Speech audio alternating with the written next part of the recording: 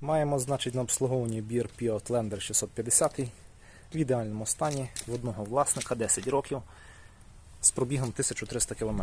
Все робиться вчасно, міняються всі рідини.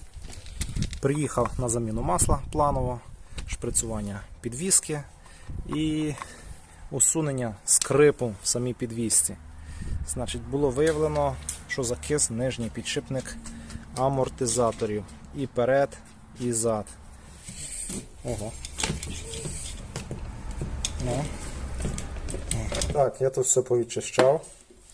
Втулочки теж. І тут сам підшипник, той теж я його почистив.